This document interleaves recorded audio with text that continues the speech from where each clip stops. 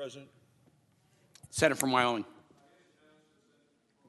Without objection. Thank you, Mr. President. I come to the floor today to talk about our nation's energy policy and the crisis that we find ourselves in as the cost of energy continues to go up and up and up.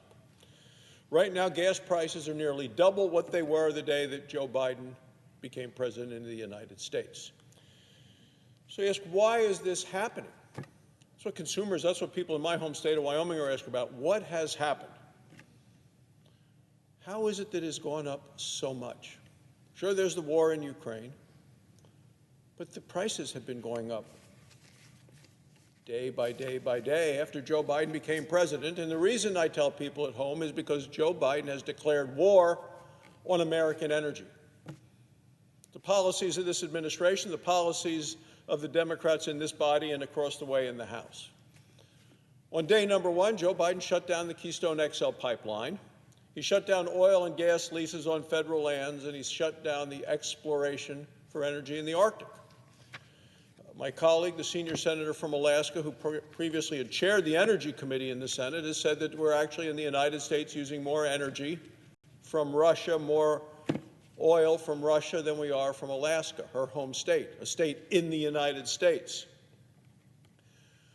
Now we see the president's appointees making it almost impossible to build gas pipelines, so even if you were able to explore and discover energy, oil, gas, you can't get it to market because they're blocking pipelines all across the country. And the FERC, the Federal Energy Regulatory Commission, just a week and a half ago, revised its guidelines to make it even tougher. They talk about oil and gas leases, and once you get a lease and you pay for a lease to explore for energy, you have to come to the government for permission to drill for it. You actually have to pay money to apply for permission to drill.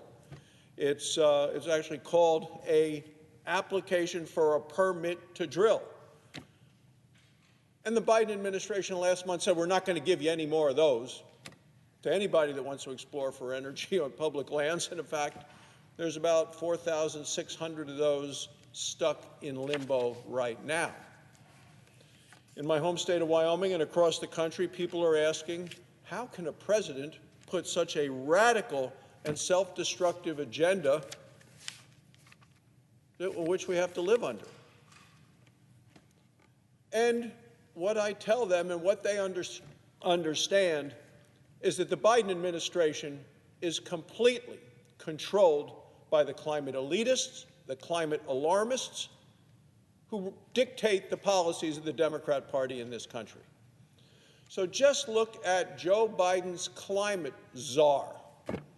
Now, that's kind of a nickname for the position, but the reality, the title is the U.S. Special Presidential Envoy for Climate. It's John Kerry. So this is a very high position in this administration. Didn't come to the Senate for confirmation. Oh, no, they wouldn't risk putting something like that up here, because then John Kerry would have to answer questions. But John Kerry, no question about it, does speak for the administration.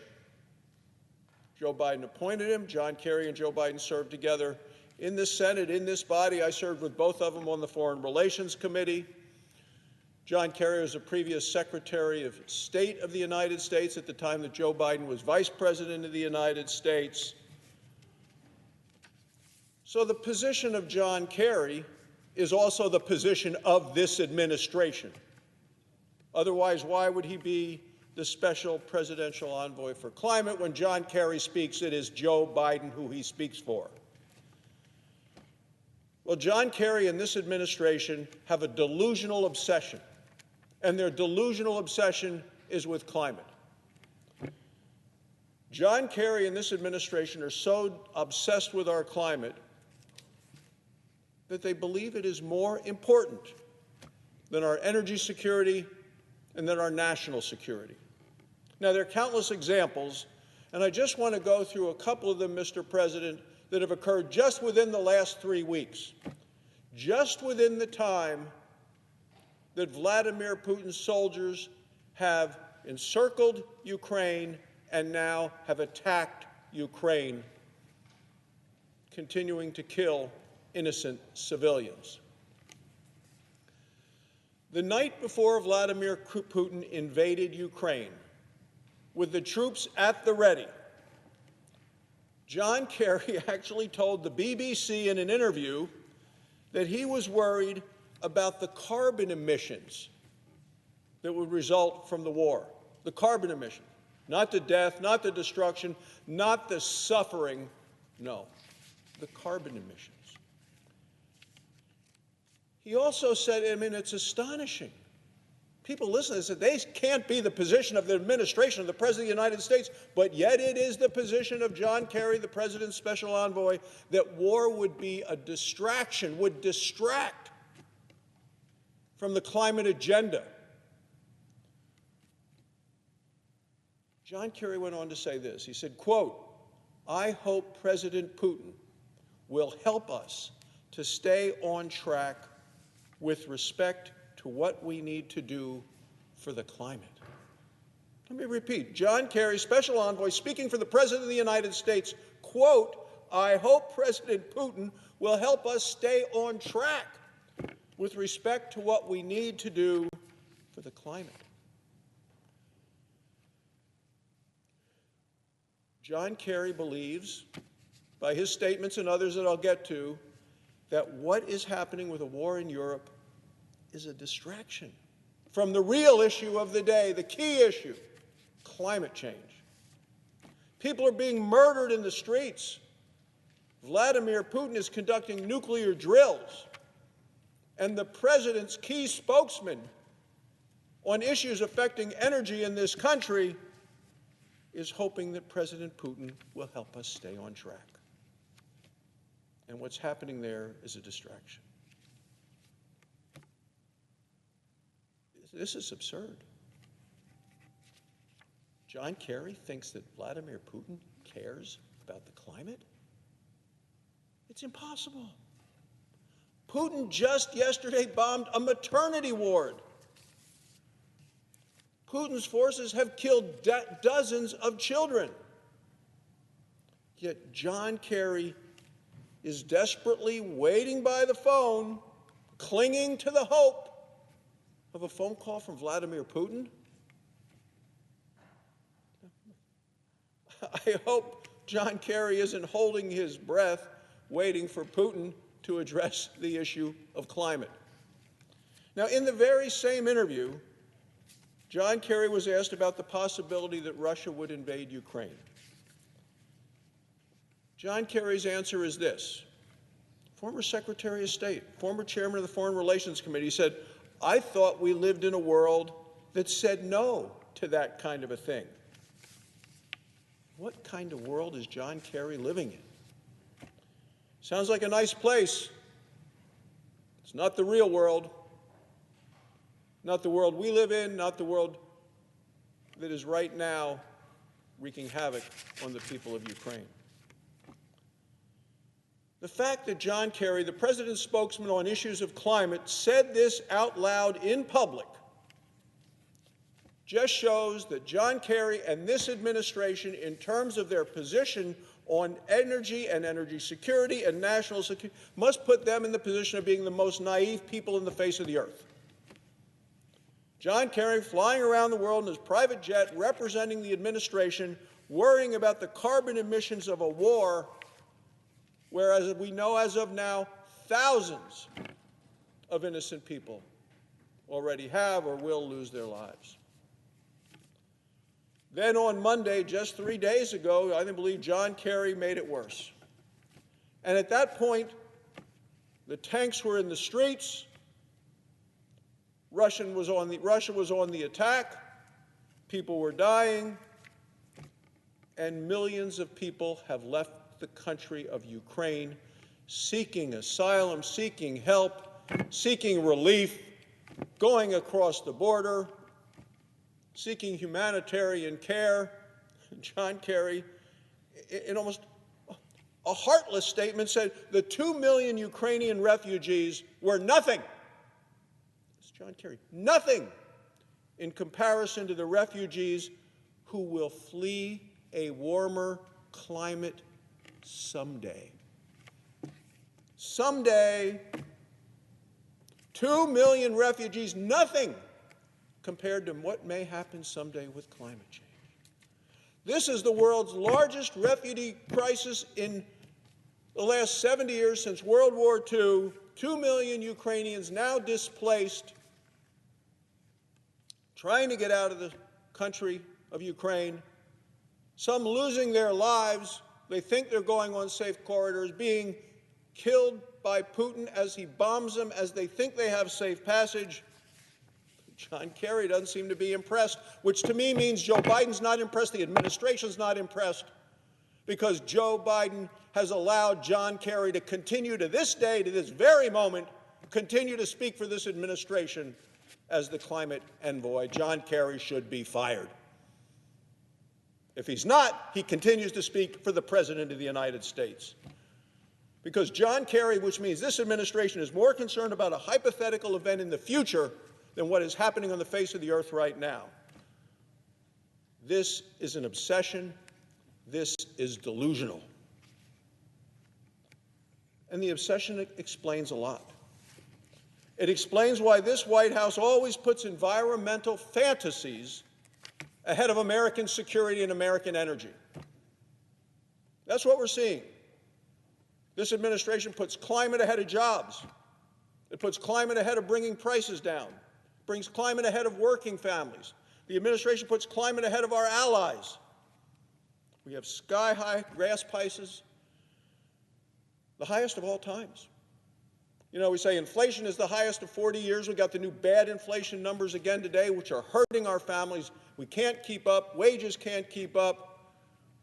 40-year high inflation, but the worst of all time, highest gas prices ever. We have the worst crisis in Europe in decades and decades and decades. And the Biden administration won't even consider producing more American energy. Earlier today, Reuters reported the White House has decided not to boost exports of liquefied natural gas to Europe. They're pleading for it. They want it. We have it. We have it in abundance.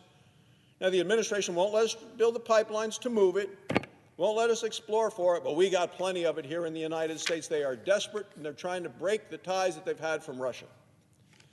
The report from Reuters today says the White House was weighing the announcement of ways to boost LNG exports to Europe. However, wait a minute, not going to happen. The interagency review has been shelved after some in the White House argued.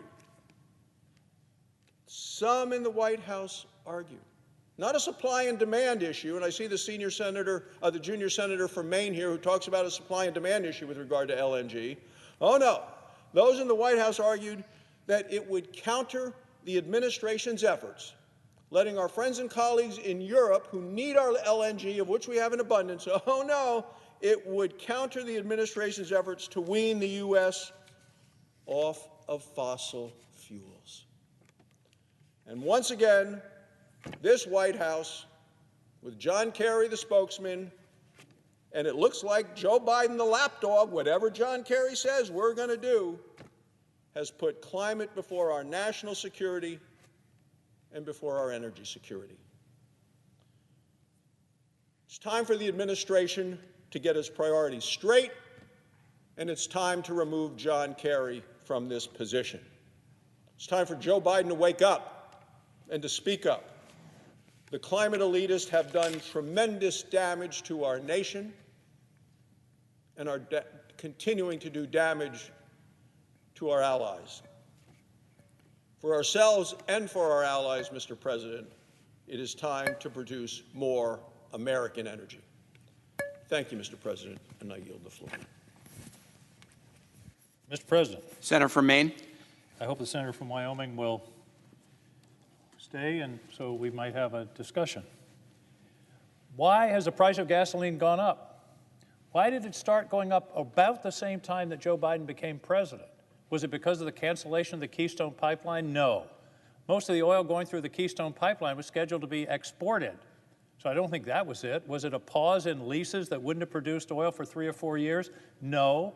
There's something like 8,000 leases that are currently in place that aren't being drilled upon. So I don't think that did it. You know what caused gas prices to go up? The extraordinary recovery that the economy went through starting in early 2021 after Joe Biden became president. One of the quickest recoveries in our history from a recession. If you look back to the recession of 2007 and 8, you see a slow, I call it a lazy U. You see a downward of the recession, and then jobs and the economy came back very slowly over 5, 6, 7 years. The recession recovery from 2021, from the pandemic recession, is a V. And we recovered virtually all the jobs that were lost during the pandemic in the last 14 months. GDP has grown as fast as it has in our history. The economy came back enormously rapidly, and oil was down in 2019 and 2020 because of the pandemic. Demand collapsed. This is Economics 101. Demand collapsed. The price of oil collapsed. And then the recovery came and the demand increased, but the production didn't increase. And let's talk a bit about oil in the United States. In 2021, half of the oil produced in the United States was exported. Did that do anything for our consumers? Did that do anything for the people that were paying higher and higher rates for gas? The White House doesn't set gas prices. Presidents are always blamed for gas prices. I've never heard one given credit when gas prices are low. But the truth is, the price of gas depends upon the price of oil, and the price of oil depends upon the world market, and the price of oil in the world market depends upon supply and demand. I'm old enough to remember the Arab oil embargo in the 70s. Why did prices go up so much? Because the OPEC closed down the source and supply dropped and the price went up. That's economics. So what happened during 2021? The price went way up. The oil companies made the highest profits they've made in 8 years. And what did they do with that money? Demand is resurging. There's a need for more oil. Prices are going up. What did they do? They put $100 billion into buybacks from their stockholders. And they put that much, the combination was $100 billion, buybacks and dividends. They had a choice. Did they put the money into production, which would have reduced the price because we'd have higher supply? No. They made a deliberate choice to give the money to their stockholders to bump up their stock price, which I suspect may have had a positive effect on the executive salaries, but they didn't increase production.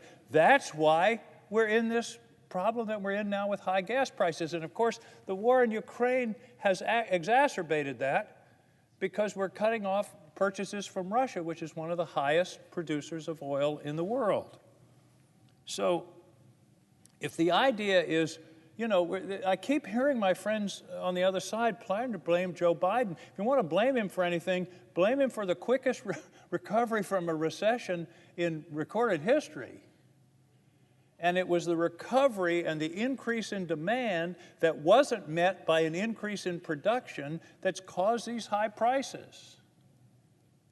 And I read a quote this morning in the Energy and Natural Resources Committee. There was an executive who said, "We made a promise to our shareholders that we were going to be disciplined and we were going to return the money to them." And he said, "I guess the choice came down to keeping our promise to our shareholders or being patriotic." Well, we know what choice they made.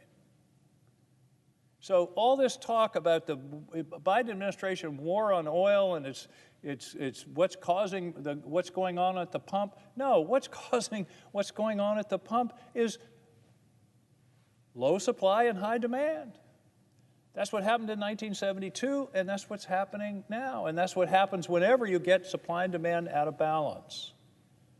And as far as exporting LNG to Europe, I'm all for trying to help our European allies. I'm all for it. But we've got to do it with open eyes. The more we export LNG, the higher the price is going to be here in the United States. 7 or 8 years ago, the Australians went big into exporting LNG, and their domestic natural gas price doubled. And that's about what's happened here in this country. 5 years ago, we exported 0 LNG production. Now it's about 15%, but with the plants that have been approved, it's going to go up to 25, 30, or 35%. That is going to impact prices here. That's going to be great for producers, but it's going to kill the competitive advantage that low gas prices gave this country. If it's $13 in China and it's $3 here, where do you think it's going to go? And that's what's going on here. This is nothing but economics. And we need to understand that what has happened is the oil industry made a conscious decision last year. I don't mean it wasn't just, and when I say conscious decision, I mean conscious. They had a choice. Do we invest in production and in increased supply, or do we give money to our shareholders in the form of dividends and stock buybacks? They chose the latter, and we're reaping the fruits of that. So I'm tired of hearing that somehow a pause in leases on federal land that wouldn't have produced any oil for 3 or 4 years is somehow the cause of the high prices at the pump. That's nonsense. The cause of the high prices at the pump is a lack of supply. And last year, talk about energy independence, we exported half the oil that was produced in this country. And we had a vote here 4 or 5 years ago, and we were told if you allow, exports were illegal of oil until 4 or 5 years ago. We voted to allow it because we were told, well, this won't really affect us because we've got an excess of supply and it won't affect prices here in this country. Well, that hasn't proven to be the case. So what I'd like to see is for all of us to work together, to think about, I'm aware of policies involving pipelines and those kinds of things, and I believe that we have to make fuel available and energy available to all of our people. But let's be realistic about what's going on and not turn it into a partisan issue. The only partisan issue here is that we had a startling and extraordinary and, frankly, positive recovery of our economy. But we didn't have a recovery of the production of oil, which leads to the production of gasoline, which means a shortage, which means higher prices. So, Mr. President, I'm delighted to engage in this debate, but I think we ought to really be trying to talk about the facts and try to talk about what's really going on here and what's really causing this problem. And I always want to learn more, and I learn from my colleagues. I noticed that my colleague that just made the speech left, and he didn't seem to want to engage on this, which I think is unfortunate. And I hope that perhaps here in the Senate we can actually have a debate and talk about what the issues are and what the reality is, and quit just casting everything in a partisan way. It's gotten to the point, if Joe Biden walked out of the White House and walked across the Potomac River, the other side would say, the president can't swim. Come on. Let's just talk about reality and not make everything into what's good for the administration or bad for the administration. Let's talk about what's really happening. And what's really happening right now is we've got solid demand in this country. The economy has come back, but we don't have enough production to meet that demand. Thank you, Mr. President. I yield the floor. Senator from Wyoming. Well, thank you, Mr. President. I did listen with great interest to every word from my colleague from Maine. We spend time together on the Energy Committee. He has lots of very good ideas. We discuss things constructively. And when we talk about supply and demand, I just find it very interesting that for something like natural gas, of which we have an abundance in Wyoming, and when I was in the Wyoming State Senate, natural gas prices were over $16, but with the renaissance of American natural gas energy and production with something called fracking, prices dropped dramatically to the kind of numbers that the senator from Maine mentioned earlier, about $3. So it went down, way down. That doesn't help the people in Massachusetts, where the price is $18, because they can't get permission to have pipelines to deliver the affordable gas that we produce here. I mean, it's fascinating to take a look at Pennsylvania, which is half the price of Massachusetts. They're not too far apart. I just went out here as the senator was speaking to take a look and see what are the differentials in the prices. The price of natural gas is twice as high in Massachusetts as it is in Pennsylvania, less than 200 miles or 300 miles apart. And it has nothing to do with the availability of gas in the ground. It has to do with delivery to the end user. And that's a result of political decisions being made on the ground in states to prevent the infrastructure to deliver the material, to deliver the natural gas that those people need. And there was even an issue on the ballot in Massachusetts, in my colleague's home state of Maine, to move energy, I think, from Canada down to Massachusetts, and it was blocked by the voters in Maine, which they have a right to make those decisions and what they want to vote for or against to transmit, and that was a transmission even of renewable energy. So politics and decisions by either an administration or a state of voters makes those decisions. So there's an abundance of natural gas, and there's a limitation of how you can get it to people because of political decisions. I heard my colleague mention the number of leases that are out there, about 9,000 leases the administration continues to talk about, saying there are 9,000 leases of which nobody is exploring, the drilling hasn't been done. Well, that's just the first step, is getting a lease. It's like leasing an apartment and you pay the rent, but you need a key to get into the building. I mean, you pay the rent, it's your apartment, but you can't actually get in until they give you the key. Well, that's the same thing that happens here. You need to apply for permission to drill. And we know that the administration said, we're not going to give any of those. No permission. Sorry, I know you paid for the lease, but we're not giving anybody a key. They did that to about 4,600 recent leases. Oh, and normally some of those decisions were made at a local level, but not in the Biden administration. Oh no, some assistant secretary said, every one of them has to come to me and I can get the documentation, Mr. President, for you or for my colleague and friend, the senator from Maine. This is a very heavy-handed administration when it comes to exploring for American energy. And they continue that way. And so when the president, when he was in Glasgow for the climate conference, I think he surprised many of us when he asked OPEC plus being Russia, to produce and sell more energy to the United States. Over the last year, we've averaged about 670,000 barrels a day of oil coming in from Russia, more than we get from Alaska. And the Keystone Pipeline, which the president killed on the first day in office, would have brought in over 800,000 barrels a day. So it's not that the president has been shy about the fact that he's done all these things. He's taken great credit. I mean, look at the presidential debates. President Biden, then candidate Biden, said if he got elected, there would be no oil and gas exploration on public lands, no leasing, no use. That's why they shut down all these applications for the permits to drill. That's why the administration said, you're not taking it out of the ground. This is a presidential promise. And as of today, we continue to produce a lot less oil in the United States than we did at the height of our economic boom prior to the pandemic.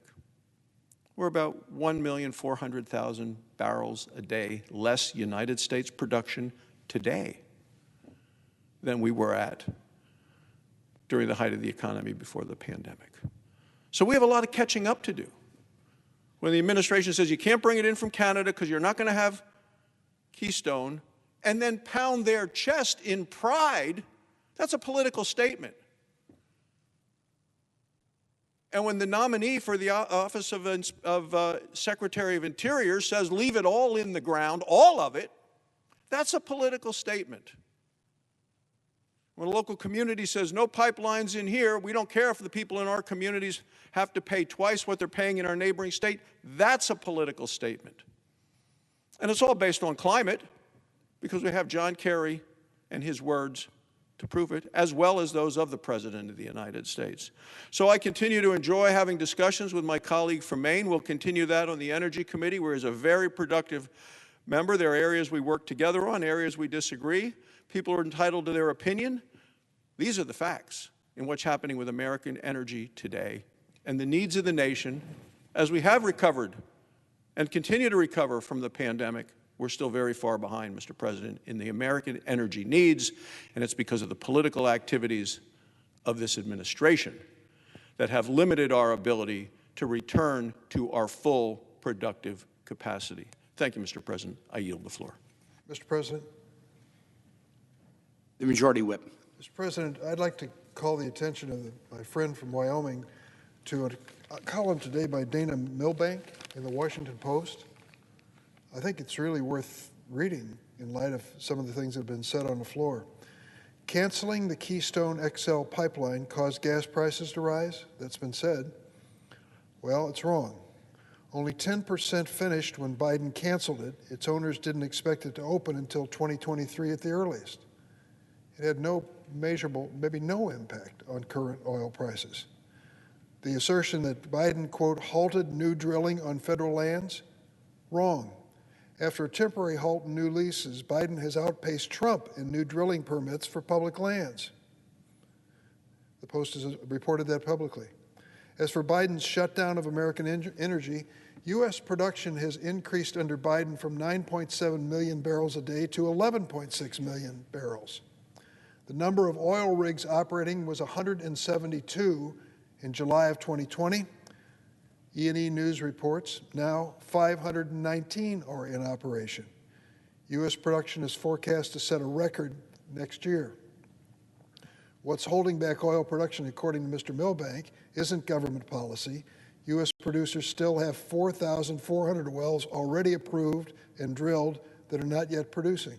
They aren't drilling more because of a shortage of workers and equipment, in particular investors' greed, which I think the senator from Maine was alluding to. So some of the many things that are said on the floor here as gospel turn out to be somewhat short of factual. I would concede, I listened to your statement earlier, that this is a supply and demand issue at its heart. I do think there is some gouging going on. Maybe I'm wrong, but you know, the fact of the matter is we're coming out of a recession, or at least a downturn in the economy from COVID-19, and there's exceeding demand and not much supply, and the net result is inflationary, and prices have gone up at the pump. But in terms of this administration at war with the production of oil in America, I don't think that case can be made. I yield. Mr. President. Senator from Maine. I certainly agree with the comments of the Majority Whip. My friend from Wyoming will be surprised that I think we have some agreement on the issue of infrastructure. When I was governor of Maine, we constructed, a pipeline company, but under the auspices of the environmental regulatory policies in Maine, constructed a brand new pipeline for natural gas from Nova Scotia through New Brunswick and through Maine into Massachusetts. I believe one of the problems we have is a lack of gas pipeline infrastructure, and that causes the higher prices than they should be in New England. So I think the Senator and I agree on that. But where we disagree is the extent to which any policies of this administration have affected the price. As the Senator just pointed out, Keystone Pipeline wasn't expected to deliver for another year or two, and the express purpose of the Keystone Pipeline was to take oil from Canada to the Gulf Coast for export. It wasn't designed to service the production in the United States. And as I say, the problem right now is the high price of gasoline is a result of the rapidity of the economic recovery, which is a good thing. What's not a good thing is that the oil companies made a choice last year to invest in their shareholders and their stock price rather than in producing oil. And I understand that to some extent because they took such a beating during the pandemic. It dropped so fast, oil was actually trading in negative territory for a period of time. But once it became clear that the economic recovery was on track and demand was solid and likely to remain so, that's when I believe that those decisions about buybacks and stock dividends should have been re-examined in light of the obvious need for additional resources in this country. So I appreciate this discussion. It's a rare day when actual debate breaks out on the Senate floor, and I'm delighted to have been able to participate in it. But I think we ought to continue to remember that the issue here is supply and demand, and it's politics can affect these things on the margins, but the decisions of the producers are what really determine whether supply will match demand, and if it doesn't, prices are going to go up, and the question then is, what do you do with the profits?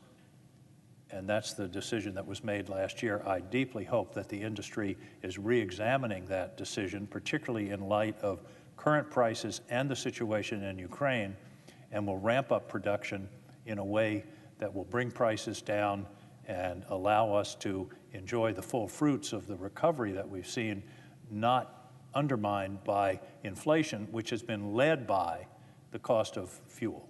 Thank you, Mr. President.